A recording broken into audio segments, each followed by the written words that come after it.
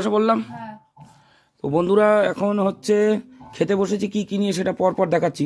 লবণ দাও না। হ্যাঁ পেঁয়াজ দাও, লবণ দাও, লবণ দাও।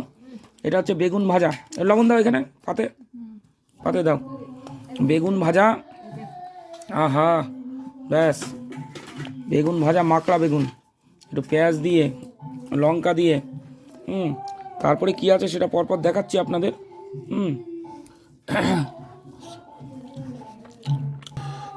বেগুন দিয়ে হলো। এবার হচ্ছে পালং শাক, চিংড়ি মাছ, দেখুন চিংড়ি মাছ দিয়ে পালং শাক, এক অসাধারণ ব্যাপার, বুঝলেন বন্ধুরা।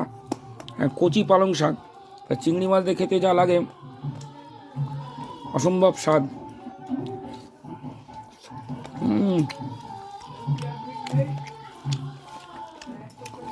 শীত তো চলে যাওয়ার মতো হয়েছে, ওই সরস্বতী পুজো না গেলে শেষ হবে না। পালং শাক চিংড়ি মাছ, হ্যাঁ কচি, আর চিংড়ি মাছগুলো বড় বড় আছে দেখুন।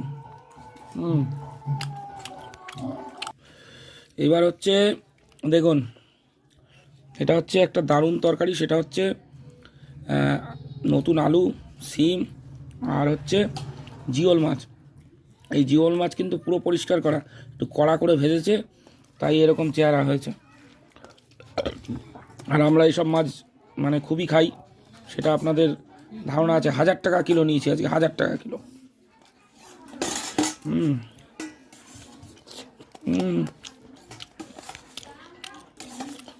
মাছটার স্বাদ আছে, বাহ সুন্দর মাছ, দেখুন মাছ।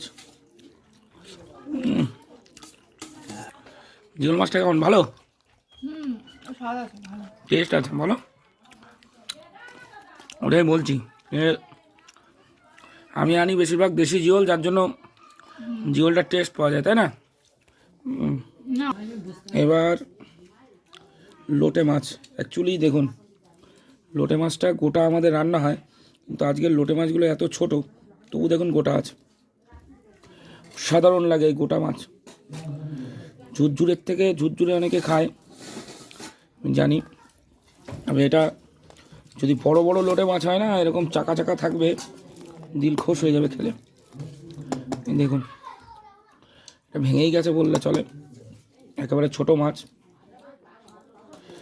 আহা,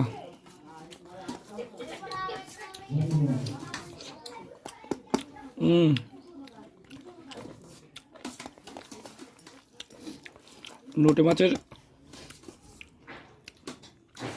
এই দেখুন